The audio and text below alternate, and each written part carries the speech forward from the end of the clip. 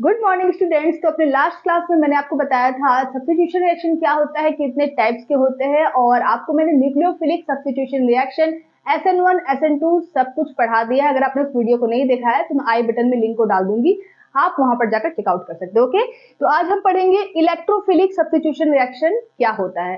तो substitution reaction जो होते हैं वो दो टाइप्स के होते हैं, एक न्यूक्लियोफिलिक सब्स्टिट्यूशन रिएक्शन और एक electrophilic substitution reaction. Nucleophilic substitution reaction में न्यूक्लियोफाइल का मेन रोल होता है और इलेक्ट्रोफिलिक सब्स्टिट्यूशन रिएक्शन में इलेक्ट्रोफाइल का मेन रोल होता है। Nucleophilic substitution reaction SN1 SN2 सब मैंने आपको डिटेल से पढ़ा दिया है। तो आज हम पढ़ेंगे इलेक्ट्रोफिलिक सब्स्टिट्यूशन रिएक्शन। तो इलेक्ट्रोफिलिक सब्स्टिट्यूशन रिएक्शन में जो आप देख रहे हो ये इलेक्ट्रोफाइल के बारे में भी मैंने आपको अपने पहले की वीडियो में बता दिया है डिटेल से, क्या क्या होते हैं और किस तरह के होते हैं, कौन से कंपाउंड इलेक्ट्रोफाइल होते हैं, कौन न्यूट्रल कंपाउंड इलेक्ट्रोफाइल होते हैं, सब मैंने आपको बता दिया है। जैसे BF3 वगैरह हुआ आपका, ये एक इलेक्ट्रोफाइल होता है। फिर आपका AlCl3 ये न्यूट्रल जो होते हैं आपके इलेक्ट्रोफाइल्स होते हैं। H+ ये सब क्या है आपकी, जिसमें पॉजिटिव चार्ज हो वो क्या होते हैं आपके इलेक्ट्रोफाइल्स की तरह काम करते हैं। तो ये जो हो गए आपके इलेक्ट्रोफाइल्स, ठीक है। न्यूट्रल इलेक्ट्रोफाइल्स पॉजिटिव चार्ज वाले जो आयन होते हैं वो भी इलेक्ट्रोफाइल की तरह काम करते हैं। तो इलेक्ट्रोफिलिक सब्स्टिट्यूशन रिएक्शन में हम पढ़ेंगे कि ये क्या होता है, ठीक है। ये बहुत इंपॉर्टेंट है और मैक्सिमम ऑर्गेनिक कंपाउंड्स, मैक्सिमम जो एरोमेटिक कंपाउंड्स होते हैं वो इलेक्ट्रोफिलिक सब्स्टिट्यूशन रिएक्शन को शो करते हैं।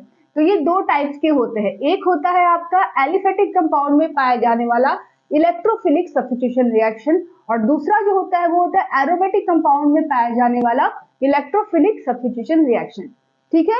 एलिफेटिक कंपाउंड मतलब ओपन चेन वाले जो ऑर्गेनिक कंपाउंड्स होते हैं उन्हें हम एलिफेटिक सिस्टम कहते हैं, एलिफेटिक कंपाउंड्स कहते हैं। तो इनमें भी आपका इलेक्ट्रोफिलिक सब्स्टिट्यूशन रिएक्शन होता है। कुछ टीचर्स कहते हैं कि केवल एरोमेटिक कंपाउंड में ही होता है, लेकिन ऐसा नहीं है। एलिफेटिक कंपाउंड में भी इलेक्ट्रोफिलिक सब्स्टिट्यूशन रिएक्शन होता है, बट थोड़ा बहुत होता है, रेयर केस में होता है, ठीक है। जैसे यहाँ पे मैंने यहाँ पे पहले ही लिख दिया ताकि मेरा समय बचे, आपका भी समय बचे।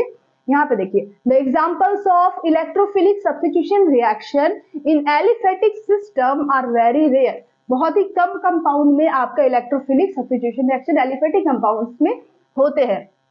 जैसे आपका पहला एग्जांपल है आइसोटोपिक एक्सचेंज। अगर आप कोई एल्केन लेते हो और ड्यूटेरियम प्लस, मतलब ये क्या है, हाइड्रोजन का आइसोटोप है, इसके साथ इसका रिएक्शन होगा, रिवर्सिबल रिएक्शन होगी और यहाँ से D+ इस H+ को क्या करेगा, सब्स्टिट्यूट कर देगा। तो यहाँ पर क्या हो रहा है, सब्स्टिट्यूशन रिएक्शन हो रहा है। कैसा सब्स्टिट्यूशन रिएक्शन हो रहा है, इलेक्ट्रोफिलिक सब्स्टिट्यूशन रिएक्शन हो रहा है। दूसरा एग्जांपल क्या है, replacement of the metal in an organometallic compound bye hydrogen. अगर हम किसी ऑर्गेनोमेटेलिक कंपाउंड को लेते हैं, ठीक है, जैसे गिगनास रिएजेंट आप ले सकते हो, तो कोई भी ऑर्गेनोमेटेलिक कंपाउंड को अगर आप लेते हो, उसका रिएक्शन किसी HBr से या HCl से कराते हो, तो वहां पर क्या होता है कि ये MgBr इस Br के साथ मिलकर MgBr2 ग्रुप में बाहर निकल जाता है और यहाँ पर जो H+ जनरेट होता है ये जो इलेक्ट्रोफाइल जनरेट होता है ये इस R के साथ मिलकर, क्योंकि यहाँ पर जो R है उसके ऊपर नेगेटिव है, M है जिसके Mg है उसके ऊपर पॉजिटिव चार्ज है, तो इस इलेक्ट्रोफाइल को ये H+ क्या करेगा, सब्स्टिट्यूट करेगा और जाकर इस R के साथ जुड़ जाता है और यहाँ पर एल्केन बन जाता है और MgBr2 बाहर निकल जाता है। ओवरऑल कहने का मतलब ये हुआ कि आपका जो इलेक्ट्रोफिलिक सब्स्टिट्यूशन रिएक्शन है वो ऑर्गेनिक कंपाउंड में भी पाए जाते हैं। ऑर्गेनिक कंपाउंड का जब हम हाइड्रोजन से रिएक्शन कराते हैं, हाइड्रोजन या किसी एसिड से रिएक्शन कराते हैं, तो वहां पे क्या होता है कि ये H+ जो होता है, इस एसिड का जो इलेक्ट्रोफाइल होता है वो इस मेटल को क्या करता है, सब्स्टिट्यूट कर देता है और खुद जाकर उस एल्किल ग्रुप से अटैच हो जाता है और क्या बनाता है, एल्केन। तो ये एल्केन बनाने का एक मेथड भी होता है। तो अगर हम गिगनास रिएजेंट लेते हैं और किसी HBr को लेते हैं, तो यहाँ पर क्या होगा, H+ होगा और Br- डेवलप होगा। यहाँ पर गिगनास रिएजेंट में क्या मिलता है, आपका क्या निकलता है, न्यूक्लियोफाइल R- निकलता है, MgBr मतलब प्लस चार्ज निकलता है। तो यहाँ पर H+ इस MgBr+ को रिप्लेस करेगा, सब्स्टिट्यूट करेगा और यहाँ पर खुद ही आकर एल्केन फॉर्म में बना लेगा। साथ में आपका ये MgBr इस Br के साथ मिलकर MgBr2 बना लेता है। तो यहाँ पर आप देख रहे हो कि यहाँ पर भी इलेक्ट्रोफिलिक सब्स्टिट्यूशन रिएक्शन हो रहा है। तो कुछ कुछ केसेस में, कुछ रेयर केसेस में एलिफेटिक सिस्टम में भी इलेक्ट्रोफिलिक सब्स्टिट्यूशन रिएक्शन पाया जाता है। ऐसा मत आप लोग कह देना कि केवल एरोमेटिक कंपाउंड में ही इलेक्ट्रोफिलिक सब्स्टिट्यूशन होता है, एलिफेटिक कंपाउंड में भी आपका इलेक्ट्रोफिलिक सब्स्टिट्यूशन रिएक्शन पाया जाता है। अब हम बात करते हैं एरोमेटिक कंपाउंड के बारे में। Electrophilic substitution reaction are common in aromatic compound and all the common well-known substitution reactions, nitration, halogenation, sulphonation, alkylation, acylation, बहुत सारे जो एग्जांपल होते हैं एरोमेटिक कंपाउंड्स में मैक्सिमम इलेक्ट्रोफिलिक सब्स्टिट्यूशन रिएक्शन ही पाया जाता है, ठीक है, जिसमें एग्जांपल है आपका nitration, halogenation, sulphonation, alkylation, acylation. ये सारे एग्जांपल क्या है? इलेक्ट्रोफिलिक सब्स्टिट्यूशन रिएक्शन के एग्जांपल है, जो आपको डिटेल से आगे पढ़ना है। फिलहाल तो आपको यहाँ पे समझ में आ गया ना कि इलेक्ट्रोफिलिक सब्स्टिट्यूशन रिएक्शन क्या होता है।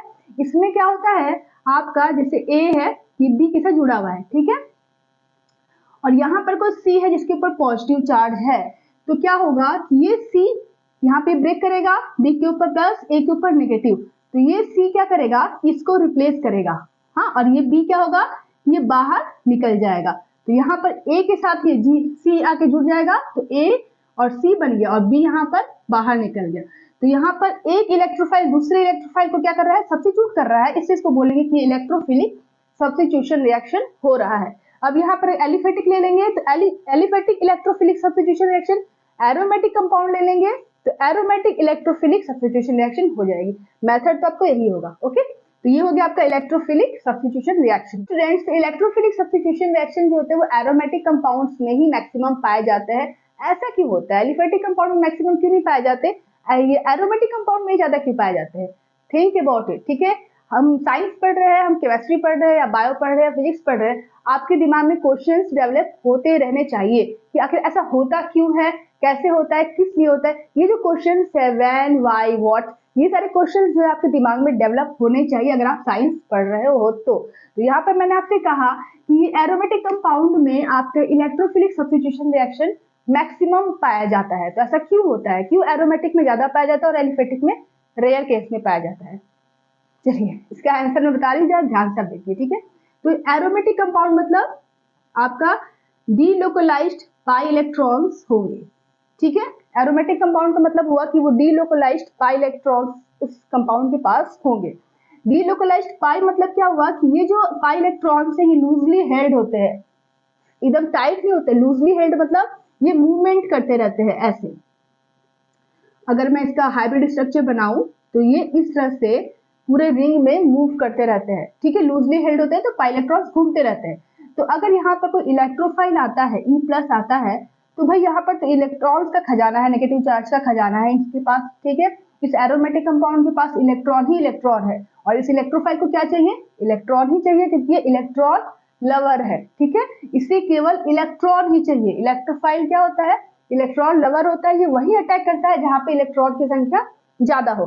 तो इस एरोमेटिक कंपाउंड में पाई इलेक्ट्रॉन्स बहुत सारे अमाउंट में है, डीलोकलाइज्ड है, लूजली हेल्ड है, तो इनके पास इलेक्ट्रॉन की संख्या ज्यादा है, तो ये इलेक्ट्रोफाइल कहाँ अटैक करेगा, एरोमेटिक कंपाउंड पर ही तो अटैक करेगा ना। अगर हम यहाँ पे कोई एलिफेटिक कंपाउंड ले ले, सिंपल कंपाउंड ले ले, तो यहाँ पर उतना नहीं अटैक करेगा जितना यहाँ अटैक करेगा, क्योंकि यहाँ पर पाई इलेक्ट्रॉन्स की अमाउंट ज्यादा है, ये खुद ही एक न्यूक्लियोफाइल की तरह काम कर रहा है, ये एरोमेटिक कंपाउंड। तो ये इलेक्ट्रोफाइल वहां अटैक करेगा जहां पे इलेक्ट्रॉन की संख्या ज्यादा हो। तो इस वजह से इलेक्ट्रोफिलिक सब्स्टिट्यूशन रिएक्शन कहाँ पाया जाता है, एरोमेटिक कंपाउंड्स में मैक्सिमम पाया जाता है। यही रीजन है, क्योंकि एरोमेटिक कंपाउंड्स में पाई इलेक्ट्रॉन्स बहुत ज्यादा होते हैं, loosely held delocalised pi electrons पाए जाते हैं, और इलेक्ट्रोफाइल को चाहिए क्या, उसको तो इलेक्ट्रॉन्स ही चाहिए, इसलिए वो आपके एरोमेटिक कंपाउंड्स में अटैक करता है और वहां पे इलेक्ट्रोफिलिक सब्स्टिट्यूशन रिएक्शन मैक्सिमम पाई जाती है। स्टूडेंट्स, तो अभी मैंने आपको जो समझाया उसे मैंने यहाँ पर लिख दिया है कि electrophilic substitution reaction occurs mostly in benzene plus benzene derivatives because benzene ring is contain pi electrons which is delocalised, ठीक है। मतलब ये कि बेंजीन और बेंजीन के जैसे जो कंपाउंड्स होते हैं, जैसे आपका नाइट्रोबेंजीन, बेंजिल्डिहाइड, बेंजोइक एसिड, बहुत सारे कंपाउंड्स होते हैं ना बेंजीन के डेरिवेटिव्स। ये आपका बेंजीन हो गया, ओके, ये आपके बेंजीन हो गए, और इसका डेरिवेटिव अगर हमको बनाना होगा तो हम कैसे बनाएंगे, एक हाइड्रोजन जो है इस बेंजीन का, उसको हटाकर वहां पर कोई फंक्शनल ग्रुप ऐड कर देंगे। जैसे यहाँ पर एक हाइड्रोजन होगा ना, यहाँ पे 6 हाइड्रोजन है इसके पास, तो एक हाइड्रोजन को हटाकर मैंने यहाँ पे NO2 जोड़ दिया, तो ये क्या हो गया, इस बेंजीन का ये डेरिवेटिव हो गया, ठीक है। इसको बोलेंगे कि ये डेरिवेटिव है, तो ये क्या हो जाएगा, नाइट्रोबेंजीन। फिर उसी हाइड्रोजन को हटाकर हम दूसरा फंक्शनल ग्रुप अटैच कर दे, जैसे आपका COOH अटैच कर दे, ठीक है, तो ये हो जाएगा बेंजोइक एसिड। आगे अगर हम इस हाइड्रोजन को हटाकर यहाँ पे क्लोरीन को ऐड कर दे, तो यहाँ पर क्या हो जाएगा, क्लोरोबेंजीन। ये सारे क्या है, बेंजीन के डेरिवेटिव है, ठीक है। इसको हटाकर, इस हाइड्रोजन को हटाकर अगर हम वहां पर एल्डिहाइड ग्रुप अटैच कर दे तो ये आपका हो जाएगा बेंजल्डिहाइड। ये भी क्या है, बेंजीन का डेरिवेटिव, ठीक है। तो ये सब बहुत सारे होते हैं बेंजीन के डेरिवेटिव। तो आपका जो इलेक्ट्रोफिलिक सब्स्टिट्यूशन रिएक्शन है वो कहाँ पाया जाता है, मोस्टली बेंजीन में पाया जाता है और बेंजीन के डेरिवेटिव्स में पाया जाता है। क्यों पाया जाता है, क्योंकि बेंजीन रिंग जो होती है, ये जो बेंजीन रिंग आप देख रहे हो, इसमें पाई इलेक्ट्रॉन्स जो होते हैं वो पाए जाते हैं, जो डीलोकलाइज्ड होते हैं, वो रिंग में घूमते रहते हैं, लूजली हेल्ड होते हैं। तो वो इलेक्ट्रॉन का अच्छा सोर्स होते हैं, जिसकी वजह से कोई भी इलेक्ट्रोफाइल होता है वो इजिली इन पर अटैक कर जाता है, ठीक है, इजिली अटैक करता है। इस वजह से ये आपका जो बेंजीन और बेंजीन के डेरिवेटिव होते हैं वो इलेक्ट्रोफिलिक सब्स्टिट्यूशन रिएक्शन को मोस्टली शो करते हैं, ठीक है। जैसे nitration, sulphonation, halogenation, acylation, alkylation, बहुत सारे होते हैं एग्जांपल्स इसके जो आपको पढ़ने हैं एक एक करके। तो आज देखते हैं आज कहाँ तक कंप्लीट होता है ये। अगर सारा बता दूंगी तो वीडियो 2 घंटे का बन जाएगा, तो इसलिए आज आपको कम समय में ही मैं बताने की कोशिश करती हूँ। फिर अगर यहाँ पे एक और चीज मैं आपको बताना चाहती हूँ कि यहाँ पर आपका ये जो बेंजीन है, ठीक है, और ये आपका पाई इलेक्ट्रॉन्स, ठीक है। तो आपने पढ़ा होगा कि जहां पर डबल बॉन्ड होता है वहां पे एडिशन रिएक्शन होती है।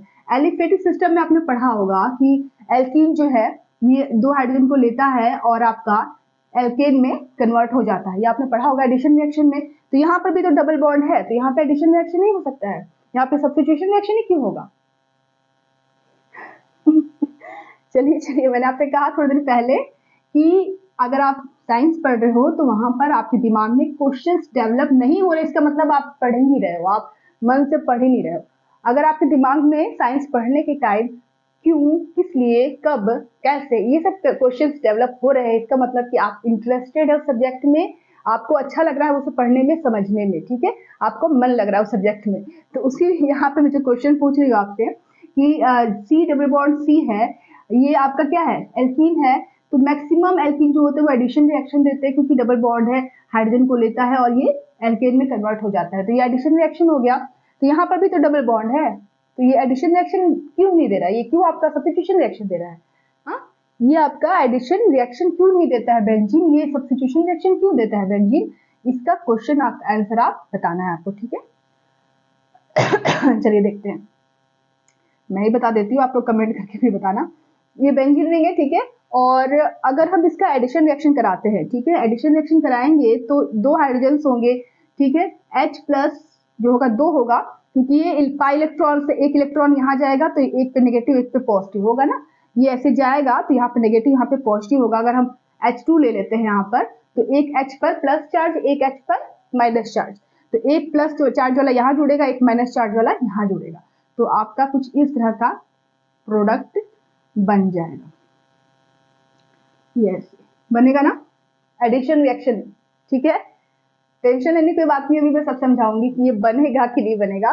तो मैं आपको बता रही हूँ कि बेंजीन रिंग जो होता है वो एडिशन रिएक्शन क्यों नहीं देता है, वो क्यों सब्स्टिट्यूशन रिएक्शन देता है, क्यों इलेक्ट्रोफिलिक सब्स्टिट्यूशन रिएक्शन देता है, एडिशन रिएक्शन क्यों नहीं देता है, वो मैं आपको बता रही हूँ, ठीक है।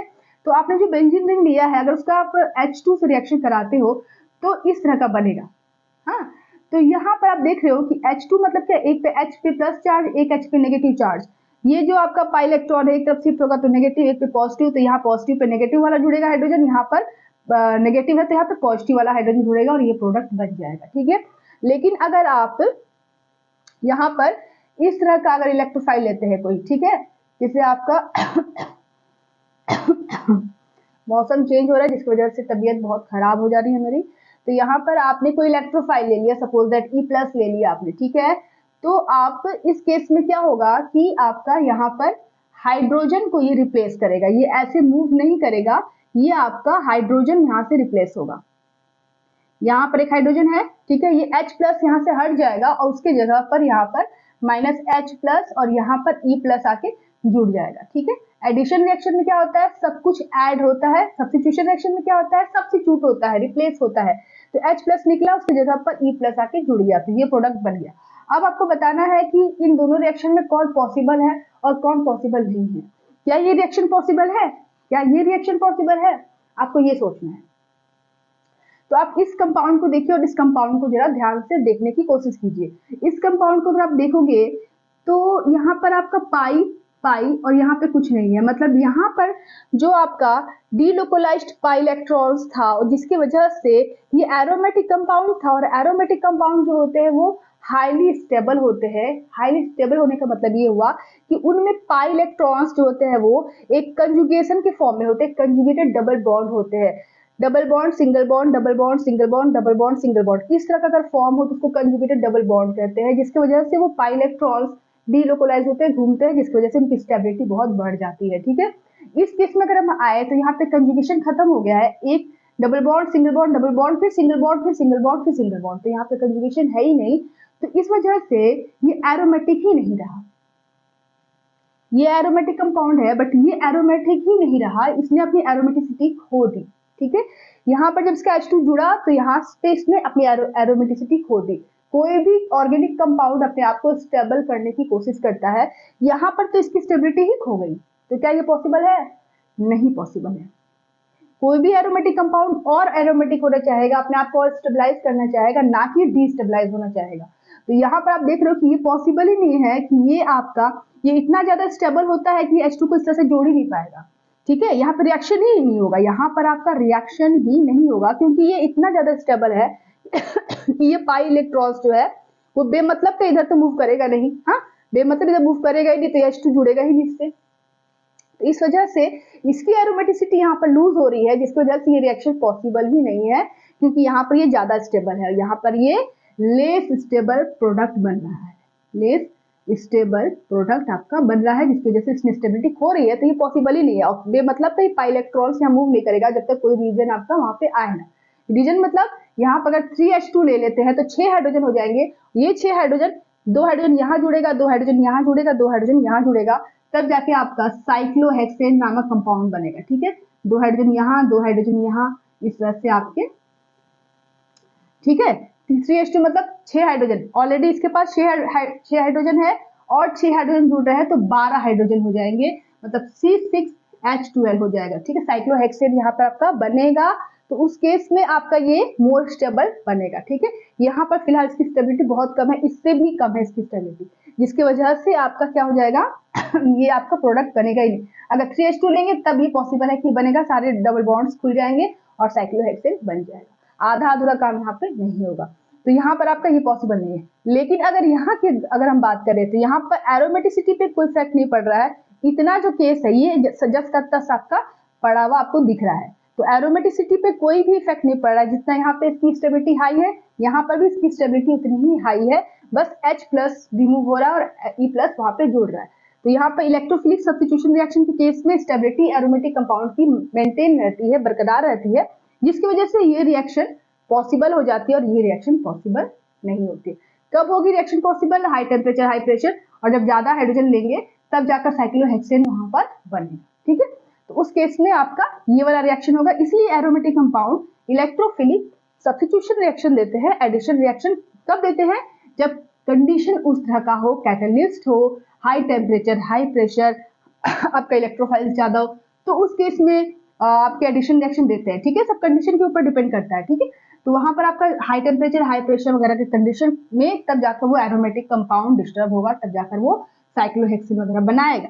लेकिन अगर आप नॉर्मल केस में लेते हैं, रूम टेम्परेचर पर लेते हैं, तो वहां पर आपका electrophilic substitution reaction aromatic compound mostly देते हैं। ठीक है स्टूडेंट्स, लाइफ में फर्स्ट टाइम मैं माइक्रोफोन का यूज कर रही हूँ, अगर कुछ प्रॉब्लम हो साउंड में तो कमेंट करके मुझे बताना, मैं ठीक करने की कोशिश को करूंगी।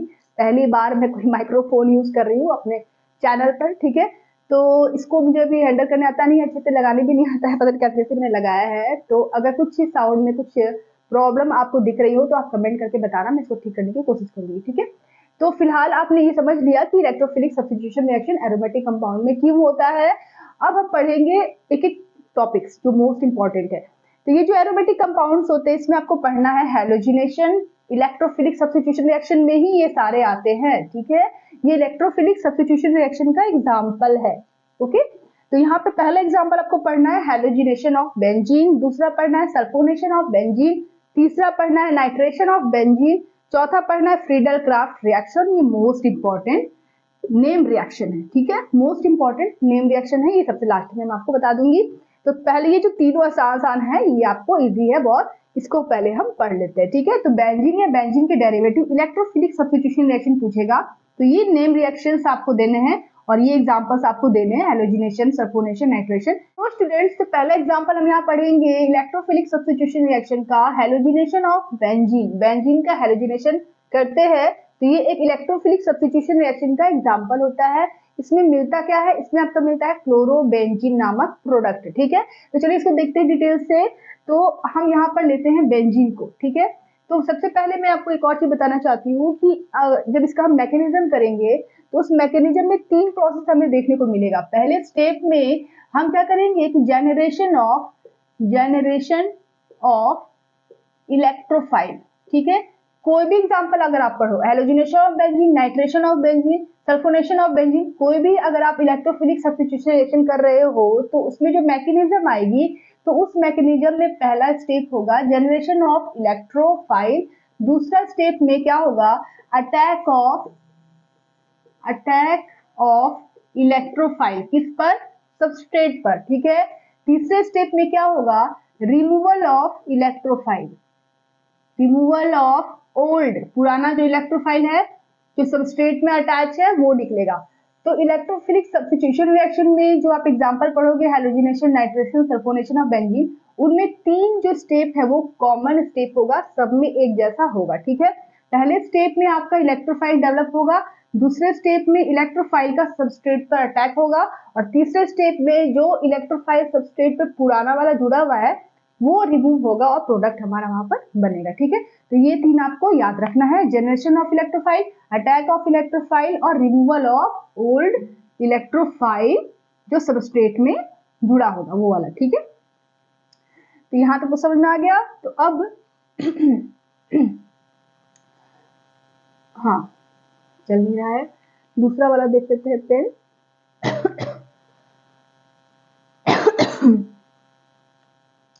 ये आपका बेंजीन है, क्या ये बेंजीन है, ठीक है। तो यहाँ पर जो आप बेंजीन ले रहे हैं, तो हैलोजिनेशन का मतलब हुआ कि इसके साथ हैलोजन ग्रुप अटैच हो रहा है, मतलब आप क्लोरीनेशन कराओ चाहे ब्रोमिनेशन कराओ, ठीक है। तो वहां पर आपका क्लोरोबेंजीन प्रोडक्ट बन रहा है। यहाँ पर H प्लस को ये C प्लस यहाँ से निकलेगा, C प्लस C माइनस, तो C प्लस इस H प्लस को रिमूव करेगा और माइनस H प्लस निकलेगा, और यहाँ से क्या निकलेगा, माइनस Cl माइनस, और यहाँ का Cl प्लस इस H प्लस को रिमूव करके यहाँ पे जुड़ गया। तो ओवरऑल प्रोडक्ट साथ में क्या बनेगा, HCl, ये दोनों आपस में मिलकर HCl बना लेंगे। तो ये क्लोरोबेंजीन बन गया। यहाँ पर Cl प्लस इलेक्ट्रोफाइल इस H प्लस इलेक्ट्रोफाइल को रिप्लेस करके, सब्स्टिट्यूट करके वहां पर ये बन गया। तो क्या बना आपका क्लोरोबेंजीन, ठीक है। और यहाँ पर हो क्या रहा है, यहाँ पर हो रहा है इलेक्ट्रोफिलिक सब्स्टिट्यूशन रिएक्शन। यहाँ पर जो जनरेट हो रहा है पहले स्टेप में वो है Cl प्लस, उस Cl प्लस को हम बोलते हैं क्लोरोनियम आयन, ठीक है। वो क्लोरोनियम आयन सेकेंड स्टेप पर अटैक करेगा सबस्ट्रेट पे, और तीसरे स्टेप में H प्लस बाहर निकल जाएगा और ये आपका मेन प्रोडक्ट क्लोरोबेंजीन बन जाएगा। तो ये है हैलोजिनेशन ऑफ बेंजीन। अच्छा, यहाँ पे जो रिएक्शन मैंने आपको बता दिया, इस एरो के ऊपर मैंने कुछ नहीं लिखा है, तो क्या ये रिएक्शन होगा, नहीं होगा। अगर आप बेंजीन को ले लेते हो क्लोरीन के साथ तो क्या क्लोरोबेंजीन बन जाएगा, नहीं बनेगा, किसी भी हालत में नहीं बनेगा। उसके लिए यहाँ पर मोस्ट इंपॉर्टेंट चीज हमें कैटलिस्ट की जरूरत पड़ती है। तो यहाँ पर हम जो लेंगे वो होगा एनहाइड्रस FeCl3, और टेम्परेचर साथ में लेंगे 25 डिग्री सेल्सियस टेम्परेचर, मतलब रूम टेम्परेचर या एटमॉस्फेरिक टेम्परेचर लेंगे, और साथ में एनहाइड्रस FeCl3 लेंगे, तब जाकर ये रिएक्शन पॉसिबल है, अदरवाइज नहीं है, ठीक है। तो एग्जाम में आपने बेंजीन लिया, क्लोरीन रिएक्शन कराया, बना दिया प्रोडक्ट, तो वो एग्जामिनर जो होगा तुरंत ही आपका ये क्वेश्चन गलत कर देगा आंसर, ठीक है। तो आप वहां पर ये चीज ध्यान रखेंगे कि आपको एरो के ऊपर यहाँ पे कैटलिस्ट लिखना बहुत ज्यादा जरूरी है, एनहाइड्रस FeCl3 और 25 डिग्री सेल्सियस टेम्परेचर। तो आप सोच रहे हो कैसे क्या काम करता है, कितना ये इंपॉर्टेंट है, तो जब मैं मैकेनिज्म बताऊंगी तब एक एक चीज क्लियर हो जाएगा कि क्यों FeCl3 इंपॉर्टेंट है इस रिएक्शन में। साथ ही यहाँ पर आप देख रहे हो, यहाँ पर लिखा हुआ है एनहाइड्रस FeCl3। एनहाइड्रस का भी बहुत बड़ा रोल है यहाँ पर। अगर आप एनहाइड्रस नहीं लिखोगे, हाइड्रस लिख दोगे, तब भी आपका एग्जामिनर आपका रॉन्ग कर देगा, ठीक है। तो आपको वहां पर हाइड्रस नहीं लिखना, एनहाइड्रस ही लिखना है। इसका भी रीजन है, वो मैं आपको आगे बताऊंगी, ठीक है। तो फिलहाल आपको क्लोरोबेंजीन समझ में आ गया कि यहाँ पे क्लोरोबेंजीन यहाँ पे बेंजीन से बन रहा है in the presence of catalyst and atmospheric temperature. तो इसको बोलेंगे हैलोजिनेशन ऑफ बेंजीन, और ये इलेक्ट्रोफिलिक सब्स्टिट्यूशन रिएक्शन का एग्जाम्पल होता है। तो अब इसका हम क्या करेंगे, इसका मैकेनिज्म समझेंगे। मैकेनिज्म में एक एक चीज आपको मैं क्लियर करूंगी कि क्यों हम यहाँ पे एनहाइड्रस लेते हैं, हाइड्रस क्यों नहीं लेते हैं, क्यों FeCl3 लेते हैं, FeCl3 का क्या रोल होता है हैलोजिनेशन वाले प्रोसेस में, ठीक है। सब कुछ आपको मैकेनिज्म में पता चल जाएगा, ठीक है। तो सबसे पहले हम यहाँ पे अच्छे से साफ साफ पहले रिएक्शन लिखते हैं, फिर नीचे हम उसका मैकेनिज्म लिखते हैं। तो यहाँ पर आपका हो गया बेंजीन, इसका रिएक्शन होगा Cl2 के साथ, और यहाँ पर हम लेंगे एनहाइड्रस FeCl3 और 25 डिग्री सेल्सियस टेम्परेचर। तो आपका बन जाएगा क्लोरोबेंजीन, और साथ में HCl। ये आपका रिएक्शन है, इसे हम बोलते हैं हैलोजिनेशन ऑफ बेंजीन। अब इसका मैकेनिज्म समझेंगे। मैकेनिज्म मोस्ट इंपॉर्टेंट है, एग्जाम में आपको ये जरूर करना है, ठीक है। केवल यही तक छोड़ मत दीजिएगा, मैकेनिज्म भी कर दीजिएगा। तो यहाँ पर आप देखेंगे कि मैकेनिज्म में स्टेप 1, स्टेप फर्स्ट में क्या होगा। स्टेप फर्स्ट में मैंने आपको थोड़ी देर पहले बताया क्या होता है, जनरेशन ऑफ इलेक्ट्रोफाइल। पहले स्टेप में इलेक्ट्रोफाइल बनता है, कैसे बनता है, अब यहाँ पर इसका रोल आएगा। FeCl3 का पहले स्टेप में रोल होगा, सेकेंड स्टेप में बाद में attack of electrophile on substrate, ठीक है। तो यहाँ पर क्या होता है कि जो FeCl3 है, जो आपने एज ए कैटलिस्ट लिया, कैटलिस्ट का काम क्या होता है, रिएक्शन के बीच में जाना, आपका इलेक्ट्रोफाइल जनरेट करना, और लास्ट में एज सच जैसा वो आया था वैसे वो बाहर निकल जाता है। बस यही उसका रोल होता है कैटलिस्ट का। पहले रिएक्शन में आता है, रिएक्शन को थोड़ा फॉरवर्ड करता है, तेज करता है, और जो आपका जो आयंस डेवलप करने होते हैं वो आयन डेवलप करता है, उसके बाद वापस वो उसी फॉर्म में बाहर निकल जाता है, तो उसी को बोलते हैं कैटलिस्ट, ठीक है। तो यहाँ पे FeCl3 जो होता है पहले स्टेप में इस Cl2 के साथ रिएक्शन करता है in the presence of 25 degree Celsius temperature, ठीक है।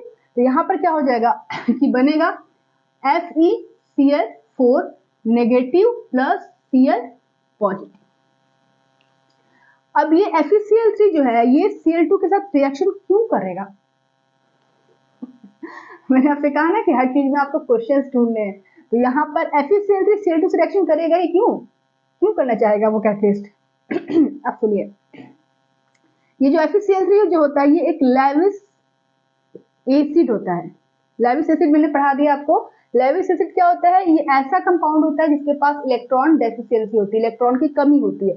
अगर आप इस आयरन का ऑक्टेट फाइंड करेंगे इस कंपाउंड में, तो आपको पता चलेगा कि इसका ऑक्टेट कंप्लीट ही नहीं है, क्योंकि FeCl3 में आप स्ट्रक्चर बना के अभी कॉपी में आप देख लो, तो FeCl3 में इलेक्ट्रॉन कंप्लीट ही नहीं है, जिसकी वजह से ये हमेशा इलेक्ट्रॉन का भूखा रहता है। इसको हमेशा इलेक्ट्रॉन चाहिए होता है, जिसकी वजह से ये एक इलेक्ट्रोफाइल की तरह काम करता है, एक E+ की तरह काम करता है, इलेक्ट्रोफाइल की तरह काम करता है, न्यूट्रल इलेक्ट्रोफाइल की तरह काम करता है, क्योंकि इसके ऊपर चार्ज तो है नहीं, तो ये न्यूट्रल इलेक्ट्रोफाइल की तरह काम करता है, जिसे हम लेविस एसिड कहते हैं। ये लेविस एसिड जो होता है, जैसे एग्जांपल में BF3 भी एक लेविस एसिड है, इसका भी ऑक्टेट कंप्लीट नहीं है। ZnCl2, ठीक है, इसका भी ऑक्टेट कंप्लीट नहीं है। AlCl3, इसका भी ऑक्टेट कंप्लीट नहीं है। तो जिसके भी ऑक्टेट कंप्लीट नहीं होते हैं सेंट्रल एटम के, वो लेविस एसिड की तरह काम करता है। और वो इलेक्ट्रॉन का क्या होता है, भूखा होता है, उसको बस इलेक्ट्रॉन ही कहीं से चाहिए होता है। तो यहाँ पर ये जो लेविस एसिड है ये Cl2 से रिएक्शन कर रहा है, और ये Cl2 जो होता है आपका Cl ऐसे होगा, तो एक पे नेगेटिव होगा, एक पे पॉजिटिव होगा जब ये ब्रेक करेगा, तो ठीक है। क्यों ब्रेक करेगा, टेम्परेचर के प्रेजेंट में। तो यहाँ पर Cl- Cl+ जो है ब्रेक कर रहे हैं, तो एक के ऊपर नेगेटिव, एक के ऊपर पॉजिटिव, और ये FeCl3 इसके पास इलेक्ट्रॉन की कमी है, तो ये कहाँ मूव करेगा, कहाँ भागेगा, तो ये उधर भागेगा जहां पर आपका ज्यादा इलेक्ट्रॉन इसको मिल रहा है, ठीक है। ये FeCl3 कहाँ मूव करेगा, जहां पे इलेक्ट्रॉन की संख्या ज्यादा हो, तो ये FeCl3 इस Cl- के पास अटैक करेगा और क्या बना लेगा, FeCl4-। यहाँ पर इस Fe का तो ऑक्टेट कंप्लीट हो गया, सेटिस्फाइड हो गया, इलेक्ट्रॉन मिल गया इसको, लेकिन इसके ऊपर एक नेगेटिव चार्ज डेवलप हो जाता है Cl- की वजह से। तो यहाँ पर Cl माइनस आ गया, तो ये हो गया FeCl4 माइनस। लेकिन जब इसने इसको ले लिया तो यहाँ पर बचा क्या, यहाँ पर बचा Cl प्लस, जो आपका इस तरह से ये बाहर निकल गया। तो पहले स्टेप में क्या हो रहा है, जेनरेशन ऑफ इलेक्ट्रोफाइल। तो इलेक्ट्रोफाइल यहाँ पर जेनरेट हो रहा है किसकी हेल्प से, एनहाइड्रस FeCl3 की वजह से, एज इन एटमॉस्फेरिक टेम्परेचर। ठीक है, तो यहाँ पर FeCl3 का क्या रोल है वो समझ में आ गया आपको। FeCl3 जो है वो आपका क्लोरोनियम आयन डेवलप करने में हेल्प कर रहा है। ठीक है, FeCl3 क्लोरोनियम आयन डेवलप करने में क्यों हेल्प कर रहा है, क्योंकि ये क्लेविस एसिड होता है और इस क्लोरीन के Cl नेगेटिव को लेकर FeCl4 माइनस बनाता है और यहाँ पर Cl प्लस बन जाता है, जिसे हम बोलते हैं क्लोरोनियम आयन। मतलब ये क्या है, ये है इलेक्ट्रोफाइल। ठीक है, इलेक्ट्रोफाइल यहाँ पे डेवलप हो रहा है पहले स्टेप में। अब यहाँ पर आप एक और चीज ध्यान रखेंगे कि यहाँ पर लिखा हुआ है एनहाइड्रस, ये भी आपको ध्यान रखना है कि एनहाइड्रस FeCl3 यहाँ पे लिया गया है, हाइड्रस नहीं लिया गया। क्यों, एनहाइड्रस का मतलब क्या होता है, एनहाइड्रस का और हाइड्रस का मतलब क्या होता है। तो हाइड्रस का मतलब होता है, आप ध्यान से सुनिए पहले, हाइड्रस और होता है एनहाइड्रस, दो वर्ड्स होते हैं अगर आपने सुना होगा तो। ठीक है, तो हाइड्रस का मतलब होता है कि उसमें H2O होगा, एनहाइड्रस का मतलब होता है कि उसमें H2O नहीं होगा। तो यहाँ पर FeCl3 जो आपने कैटलिस्ट लिया है वो एनहाइड्रस के फॉर्म में है, मतलब उसमें वाटर कहीं से भी नहीं है, कहीं पर भी नहीं है, वो सूखा पड़ा हुआ है, एकदम ड्राई है। ठीक है, लेकिन अगर आपने हाइड्रस ले लेते तो उसमें वाटर कंटेंट होता, गीला गीला थोड़ा वो होता है वो कैटलिस्ट। लेकिन अगर ये एनहाइड्रस है मतलब उसमें पानी बिल्कुल भी नहीं है, तो पानी का क्या क्या रोल है यहाँ पर, हम हाइड्रस वाला क्यों नहीं ले सकते। अगर पानी वाला ही ले लेते तो उससे क्या फर्क पड़ता, उससे ये फर्क पड़ता अगर आप यहाँ पे हाइड्रस FeCl3 को ले लेते तो उस केस में चूंकि इलेक्ट्रॉन डेफिशिएंट है, लेविस एसिड है, और हाइड्रस मतलब H2O का मतलब होता है जिसमें ऑक्सीजन हो और इस ऑक्सीजन के पास आपके लोन पेयर प्रेजेंट होते हैं, मतलब इलेक्ट्रॉन्स प्रेजेंट होते हैं। हाइड्रस का मतलब क्या हुआ कि पानी होगा उसमें, पानी का मतलब H2O का मतलब जिसमें ऑक्सीजन हो, ऑक्सीजन का मतलब जिसमें लोन पेयर इलेक्ट्रॉन्स प्रेजेंट हो ऑक्टेट कंप्लीट होने के बाद भी, मतलब ये इलेक्ट्रॉन रिच स्पीसीज है। H2O क्या है, इलेक्ट्रॉन रिच स्पीसीज है, ये लेविस बेस की तरह काम करता है। तो यहाँ पे इलेक्ट्रॉन जब ज्यादा होगा तो अगर आपने FeCl3 ले लिया, हाइड्रस FeCl3 ले लिया, पानी के साथ ले लिया FeCl3, तो ये क्या करेगा, ये Cl प्लस को जनरेट नहीं करेगा, ये Cl2 को रिएक्शन नहीं करेगा, ये कहाँ रिएक्शन करेगा, इसी के साथ जाके जुड़ेगा। ठीक है, तो अगर आपने हाइड्रस FeCl3 ले लिया, पानी के साथ H2O को ले लिया, H2O के साथ FeCl3 को ले लिया, तब आपने अगर Cl2 से इसका रिएक्शन कराया तो उस केस में ये FeCl3 Cl2 से रिएक्शन ही नहीं करेगा, वो FeCl3 H2O से ही रिएक्शन करने लगेगा, क्योंकि इसके पास इलेक्ट्रॉन की संख्या ज्यादा है और ये आराम से इजिली जब पास है, ये तो बाद में आप डाले ना Cl2, पहले खुद ही है जब पास FeCl3 H2O पास है तो पहले उसी से रिएक्शन कर लेगा, बाद में आप Cl2 डालोगे तब ना वो रिएक्शन करेगा। लेकिन यहाँ पर क्या होगा, जब हाइड्रस लेंगे तो वो पानी से खुद ही रिएक्शन कर लेगा FeCl3, तो उस केस में Cl2 से रिएक्शन नहीं करेगा, जब नहीं करेगा तो क्लोरोनियम आयन बनेगा ही। समझ में आ रहा है मैं क्या कह रही हूँ।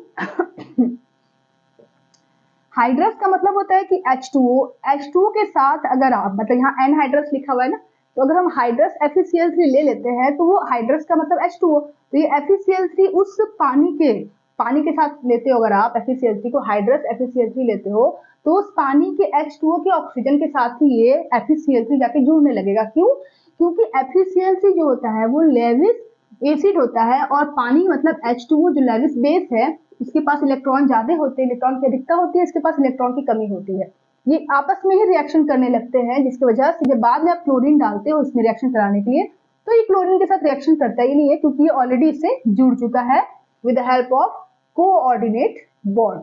ये अपना लोन पेयर इलेक्ट्रॉन्स क्या करेगा, कोऑर्डिनेट बॉन्ड के थ्रू ये इसको देने लगेगा, क्योंकि इसके पास इलेक्ट्रॉन की कमी है, इसके पास इलेक्ट्रॉन की अधिकता है, तो कोऑर्डिनेट बॉन्ड के थ्रू आयरन को ये अपना इलेक्ट्रॉन देने लगता है। तो यहाँ पे एक कोऑर्डिनेट कंपाउंड फॉर्म होने लगता है, जिसकी वजह से जब बाद में Cl2 डालते हो तो वहां पे रिएक्शन नहीं होता। इस वजह से हम यहाँ पर जो कैटलिस्ट लेंगे वो बिना पानी का लेंगे, मतलब एनहाइड्रस लेंगे। Is that clear? तो यहाँ पर जो हम कैटलिस्ट लेंगे इस रिएक्शन में, हैलोजिनेशन में, वो कैसा होगा, एनहाइड्रस होगा, नॉट हाइड्रस। ठीक है, तो यहाँ पर समझ में आ गया ना कि हम एनहाइड्रस क्यों ले रहे हैं, टेम्परेचर क्यों ले रहे हैं, क्योंकि टेम्परेचर से ले रहे हैं क्योंकि Cl2 भी ब्रेक होगा ना उस वजह से। तो यहाँ पर एनहाइड्रस लेविस एसिड आपने लिया है FeCl3, फिर आप Cl2 को लेंगे। Cl2 लेने के बाद क्या होगा कि पहले स्टेप में आपका ये FeCl3 इसके Cl नेगेटिव को लेकर ये बना लेगा और साथ में क्लोरोनियम आयन इलेक्ट्रोफाइल डेवलप कर लेगा। तो ये आपका पहला स्टेप हो गया। स्टेप सेकंड, 3 स्टेप में रिएक्शन कंप्लीट होती है। स्टेप सेकंड में क्या होगा कि अब जाकर अटैक होगा बेंजीन पर। ये इस तरह से है, ये हाइड्रोजन यहाँ पर भी होगा, यहाँ पर भी हर जगह एक हाइड्रोजन होंगे इसके पास। तो अब यहाँ पर जो Cl पॉजिटिव है वो अटैक करेगा। ठीक है, कहाँ अटैक करेगा वो जरा ध्यान से आप सुनिए। यहाँ पर ये जो है आपका पाई इलेक्ट्रॉन्स ये मूव करके इधर आएगा। यहाँ पर भी हाइड्रोजन है, हर जगह हाइड्रोजन है, मैंने शो नहीं किया उसको, जो भी यहाँ जिसका काम है उसी को मैं शो कर रही हूँ। तो यहाँ पर आपका इलेक्ट्रॉन्स यहाँ मूव करेगा, तो उस केस में आपका क्या हो जाएगा, नेगेटिव यहाँ पर, पॉजिटिव यहाँ पर। ये इलेक्ट्रोफाइल जिसके ऊपर पॉजिटिव चार्ज है वो नेगेटिव पे अटैक करेगा, मतलब ये इधर अटैक करेगा। ठीक है, ये नेगेटिव इधर आया तो ये नेगेटिव चार्ज इस पर अटैक करेगा। इसको इधर दिखाइए चाहे इसको इधर दिखाइए, एक ही बात है। इसको अटैक करते हुए दिखाइए चाहे इसको अटैक करते हुए दिखाइए। तो यहाँ पर क्या होगा, नेगेटिव यहाँ पे आ रहा है तो ये नेगेटिव Cl प्लस पे अटैक कर लेगा और आपका एक कम्प्लेक्स बनेगा, एक चार्ज्ड स्पीसीज यहाँ पर डेवलप होगी। कैसे, देखो यहाँ पे ऑलरेडी एक हाइड्रोजन है और Cl आके जुड़ गया, Cl प्लस नेगेटिव से जुड़ गया तो ये हो गया। और यहाँ पर आपका चूंकि इलेक्ट्रॉन्स चला गया था इस कार्बन से तो इसके ऊपर पॉजिटिव चार्ज डेवलप हो गया। ठीक है, तो अब यहाँ पर इस केस में ये जो आपका बना है इसको बोलते हैं एरेनियम, अरेनियम, एरेनियम आयन या एरेनियम आयन जो भी आप कर सकते हो। इसका दूसरा नाम है सिग्मा कम्प्लेक्स, सिग्मा कम्प्लेक्स। ठीक है, इसे सिग्मा कम्प्लेक्स भी कहते हैं, ऐसे एरेनियम आयन भी आप कर सकते हो। तो यहाँ पर ये प्रोडक्ट आपका ये स्पीसीज यहाँ पर बन रही है, ये अनस्टेबल होगी। क्यों, क्योंकि अनस्टेबल क्यों होगी, क्योंकि प्लस देखो यहाँ पे प्लस चार्ज है, single bond double bond single bond double bond single bond फिर सिंगल बॉन्ड। तो ये क्या करेगा, अपने आप को स्टेबल करने के लिए वापस ये एरोमेटिक फॉर्म में आना चाहेगा। तो कैसे आ जाएगा, ऐसे ही आ जाएगा, नहीं, यहाँ पर ये कोशिश करेगा ये अनस्टेबल चार्ज स्पीसीज कि मैं अपने आप को स्टेबल कर लूं। कैसे स्टेबल करूंगा, इस H प्लस को बाहर निकाल के इसके इलेक्ट्रॉन्स को अगर यहाँ पे ले आऊं, मेरा भी यहाँ पे प्लस चार्ज खत्म हो जाएगा और यहाँ पे एक बॉन्ड बन जाएगी, फिर से वो एरोमेटिक हो जाएगा और Cl तो जुड़ा ही रहेगा। ठीक है, तो यहाँ पर ये जो आपका सिग्मा कम्प्लेक्स है ये तुरंत ही अपने आप को एरोमेटिक, अपने आप को स्टेबल करने के लिए इस H प्लस को बाहर रिमूव कर देता है। स्टेप थर्ड में, स्टेप थर्ड, ये जो सिग्मा कम्प्लेक्स आपका बना है, ठीक है, यहाँ पर ये पॉजिटिव चार्ज, यहाँ हाइड्रोजन, यहाँ Cl। ठीक है, अब क्या होगा, तीसरे स्टेप में मैंने क्या बताया था कि ओल्ड इलेक्ट्रोफाइल का रिमूवल होगा। तो यहाँ पर H प्लस जो है यहाँ से बाहर निकलेगा और यहाँ का इलेक्ट्रॉन यहाँ मूव कर जाएगा, तो जिसकी वजह से आपका ये बनेगा डबल बॉन्ड इस तरह से, और यहाँ पर ये डबल बॉन्ड और Cl ऐसे जुड़ गए। ठीक है, तो यहाँ पर क्या होगा, यहाँ पर जो प्लस चार्ज है इसकी इलेक्ट्रॉन डेंसिटी कम हो गई, इलेक्ट्रोनेगेटिविटी हाई हो गई, तो ये बगल के इलेक्ट्रॉन्स को अपनी तरफ खींचेगा। कौन बगल के, H प्लस इजिली बाहर निकल सकता है, तो यहाँ से ये बाहर निकल जाएगा H और इसके इलेक्ट्रॉन्स को ये खींच लिया, तो यहाँ पे डबल बॉन्ड बन गया। ये सिग्मा कम्प्लेक्स, ये एरेनियम आयन वापस अपने एरोमेटिसिटी को पा लिया, वापस अपनी स्टेबिलिटी को इसने पा लिया, अपने आप को स्टेबल कर लिया।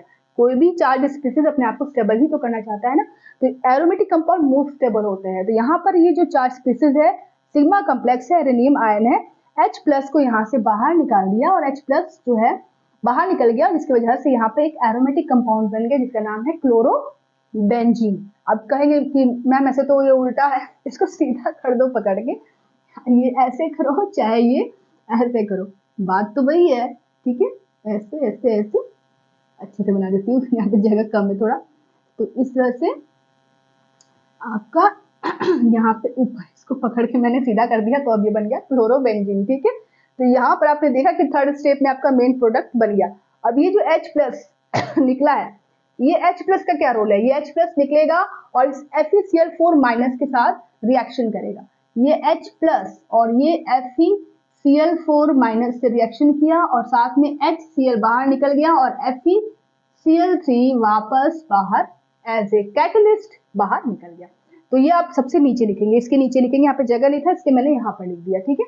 तो यहाँ पर आपने देखा कि जो H+ निकला है वो इस कैटलिस्ट से Cl को ले लेता है और HCl के रूप में बाहर निकल जाता है और कैटलिस्ट जो होता है वापस FeCl3 के फॉर्म में बाहर निकल जाता है। तो यहाँ पर एनहाइड्रस जो आप लेते हो कैटलिस्ट वो वापस जिस फॉर्म में आया था उसी फॉर्म में निकल गया, उसी का रोल है, उसी को हम कहते हैं कैटलिस्ट। बस उसका काम क्या होता है, जनरेशन ऑफ इलेक्ट्रोफाइल, वो रिएक्शन के बीच में आता है, वापस जैसे आया था वैसे वो निकल गया। उसका बहुत ही इंपॉर्टेंट रोल है, अगर ये नहीं बनाएगा तो ये कैसे बनेगा, क्लोरोनीमाइन कैसे बनेगा। तो मोस्ट इंपॉर्टेंट है आपको एनहाइड्रस FeCl3 लेना बहुत ही जरूरी है हैलोजिनेशन रिएक्शन में। तो यहाँ तक आपका ये कंप्लीट हो गया तीनों स्टेप, ये रिएक्शन हैलोजिनेशन का ये मैकेनिज्म। अगर आपको नोट करना है तो नोट कर सकते हैं। सो स्टूडेंट्स, तो यहाँ पर कुछ टॉपिक्स मुझे आपको क्लियर करने हैं।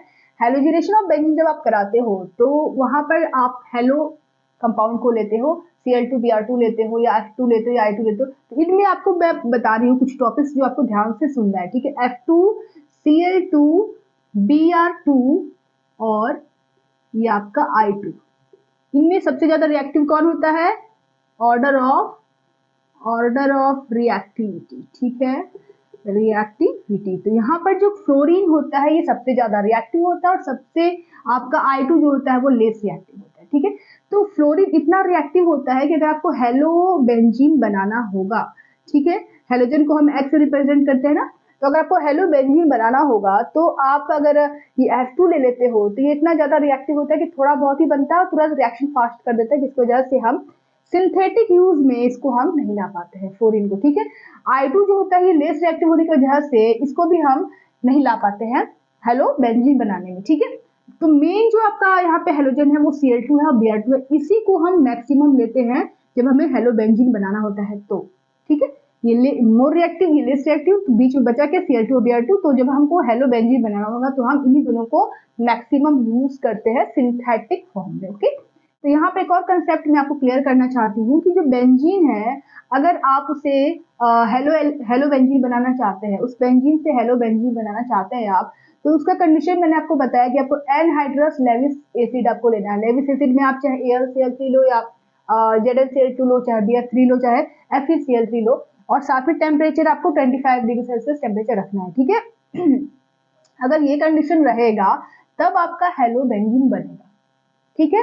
लेकिन आपने अगर कंडीशन चेंज कर दिया, आपने कैटलिस्ट वगैरह नहीं लिया, आप बस क्या कर रहे हो, लाइट ले रहे हो। Hν का मतलब क्या है, लाइट, सनलाइट। तो सनलाइट के प्रेजेंट में अगर आप Cl2 की ज्यादा अमाउंट को, ज्यादा आपने क्लोरीन गैस को फ्लो करा दिया अगर बेंजीन कंपाउंड में, तो उस केस में क्या होगा कि ये बेंजीन इस सनलाइट के प्रेजेंट में मैक्सिमम अमाउंट ऑफ क्लोरीन से रिएक्शन करेगा और एडिशन रिएक्शन के थ्रू एक साइक्लो कंपाउंड बना लेगा जिसका नाम है C6H6Cl6, ठीक है।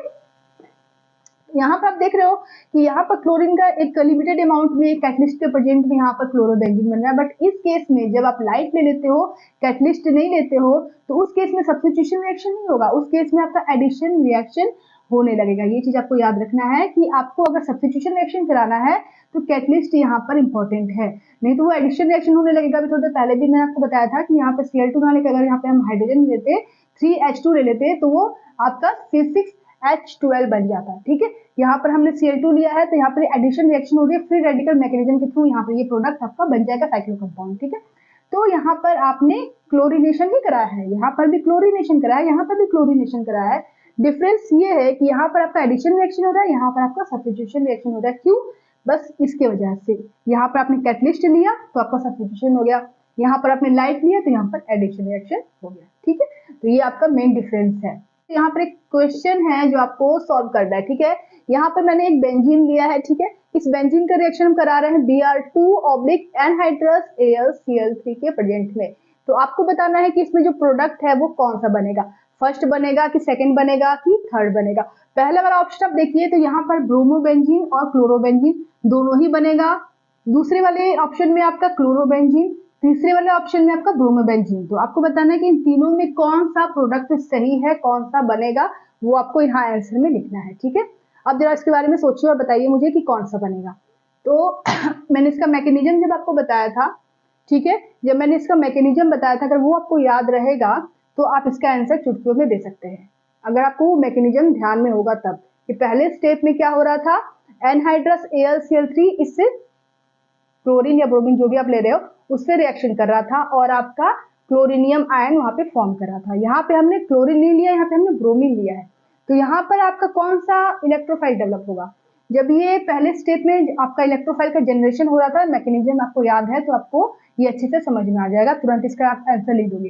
तो पहले स्टेप में एनहाइड्रस AlCl3 जो है वो इस Br2 से रिएक्शन करेगा, जब इससे रिएक्शन करेगा तो ये AlCl3 इसके नेगेटिव पार्ट को ले लेगा और AlCl3Br नेगेटिव बना लेगा, ठीक है, बचा क्या, बचा Br प्लस। अब ये जो Br प्लस है जिसे हम ब्रोमोनियम आयन कहते हैं, ये इलेक्ट्रोफाइल की तरह काम करेगा, ये इलेक्ट्रोफाइल फिर बेंजीन पर अटैक करेगा, तब जाकर फिर तीसरे स्टेप में हाइड्रोजन वहां से निकल जाएगा और Br इस पे अटैक कर लेगा और लास्ट में क्या बनेगा, ब्रोमो बेंजीन। तो इसको देख के टेंशन नहीं लेना है कि यहाँ पे ब्रोमीन है, यहाँ पे AlCl3 है, तो यहाँ पे Cl है, यहाँ पे ब्रोमीन है, इस Cl का यहाँ पे कुछ रोल ही नहीं है, यहाँ पे जो आपने AlCl3 लिया है, Cl का कोई रोल नहीं है, रोल है इसका, ये कैटलिस्ट की तरह आएगा, कैटलिस्ट की तरह ही बाहर निकल जाएगा, तो इसका कोई रोल ही नहीं है, इसका मेन रोल है, इसी Br2 से ही आपका ब्रोमीनियम आयन फर्स्ट स्टेप में जनरेट होगा, वही अटैक करेगा इस बेंजीन रिंग पे, ठीक है, ना कि Cl अटैक करेगा। तो जब Cl ही अटैक नहीं कर रहा है तो ये तो ऑप्शन ऐसे ही गलती हो गया। अब Cl जब अटैक कर ही नहीं रहा है तो ये कहां से आएगा, क्लोरोबेंजीन, ये भी नहीं होगा ऑप्शन, फिर क्या होगा ये। तो जो इलेक्ट्रोफाइल कौन सा बन रहा है वो आपको मेन उस समय याद रहेगा जब आप मैकेनिज्म को समझ रहेंगे, जब आपको मैकेनिज्म आएगा तभी आप इसका आंसर बता सकते हो, ठीक है। तो मैकेनिज्म आप देखोगे कि यहाँ पे ब्रोमीन प्लस निकलेगा पहले स्टेप में, ब्रोमीन प्लस, ना कि Cl नेगेटिव या Cl पॉजिटिव, कुछ ऐसे यहाँ पे लिखी, ये तो कैटलिस्ट है ना, ये तो क्या करेगा, एज एसिड की तरह इसके नेगेटिव पार्ट पर अटैक करेगा और यहाँ से जुड़ जाएगा, तो AlCl3Br नेगेटिव बना लेगा और यहाँ पर बचेगा क्या, Br प्लस ब्रोमिनियम आयन, वो ब्रोमिनियम आयन सेकंड स्टेप में इस बेंजीन रिंग पर अटैक करेगा, थर्ड स्टेप में H प्लस बाहर निकल जाएगा और क्या बन जाएगा, ब्रोमो बेंजीन। तो मैकेनिज्म आपको अगर समझ में आया होगा तो इसका आंसर आप तुरंत कर सकते हो। तो यहाँ पे इसका आंसर क्या हो जाएगा, थर्ड, मतलब ब्रोमो बेंजीन इसका आंसर होगा। तो ये समझ में आ गया। सो स्टूडेंट्स, नेक्स्ट क्वेश्चन है यहाँ पर आपका, ये बेंजीन दिया हुआ है, ये जो भी मैं आपको बता रही हूँ ये आपके जो कम्पिटिटिव एग्जाम्स की तैयारी अगर आप कर रहे हो नीट वगैरह की, तो उसमें ये आपको हेल्प करेगा, ठीक है। अगर आप रेगुलर स्टूडेंट हो, 11th-12th के हो, तो आपको नॉर्मली पढ़ाई करना, उतना डीपली यहाँ पे आएगा नहीं, लेकिन अभी जो मैंने आपको इसके पहले भी बताया वो सब कम्पिटिटिव एग्जाम में ये सब क्वेश्चन आते हैं, ओके। तो यहाँ पर बेंजीन लिया है मैंने और यहाँ पर आयोडीन लिया है और एनहाइड्रस AlI3 लिया हुआ है, तो आपको बताना है कि प्रोडक्ट क्या बनेगा। अब आप कहोगे कि मैम इसको सोचना क्या है, इसमें तो आयोडोबेंजीन तुरंत ही बन जाएगा, ठीक है।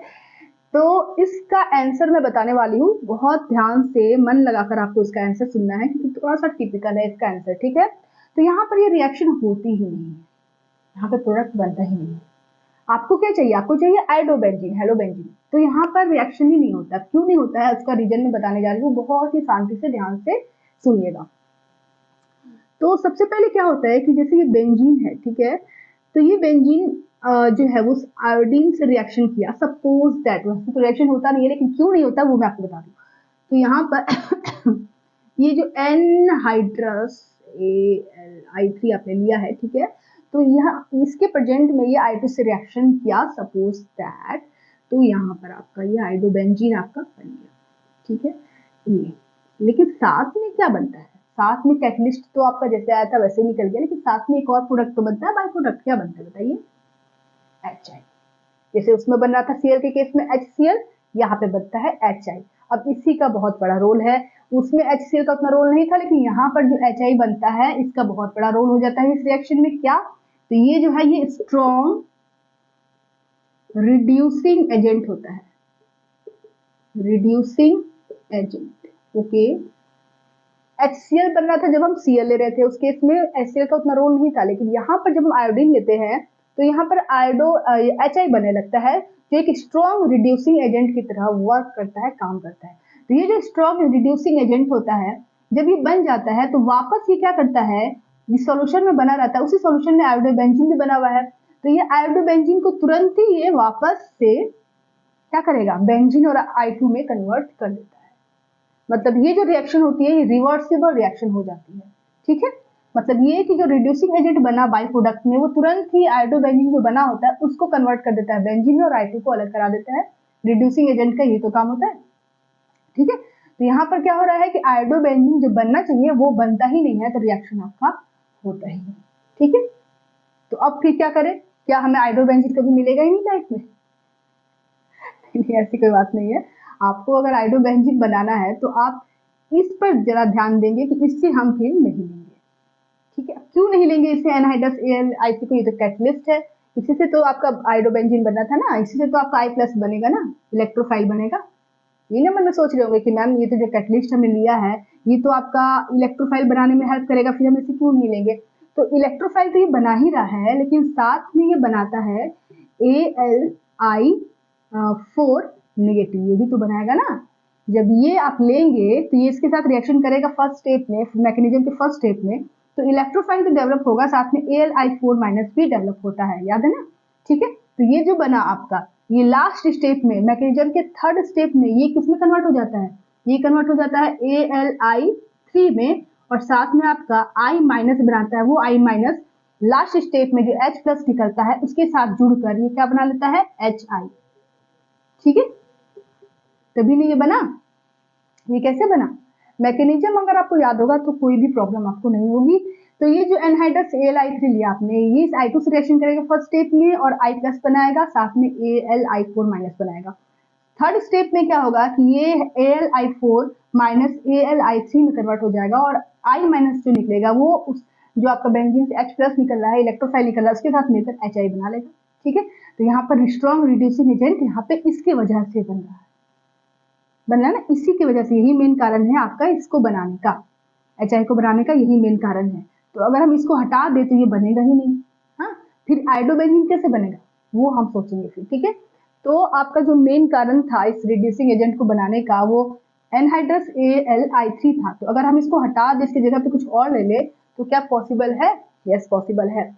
देखो, अगर हम इसके जगह पर I2 के साथ एनहाइड्रस AlI3 को ना लेकर हम HNO3 को ले लें, कंसंट्रेट HNO3, ये कंसंट्रेट HNO3 क्या काम करेगा? ऑक्सीडाइजिंग एजेंट का काम करेगा, स्ट्रॉन्ग ऑक्सीडाइजिंग एजेंट का काम करेगा, ठीक है। तो ये क्या करेगा? अब इसमें ऐसा कोई है नहीं, कुछ ऐसा केस नहीं लेविस एसिड वाला कि आपका I- को जनरेट करे, ठीक है। एनहाइड्रस AlI3 क्या बना रहा था लास्ट में?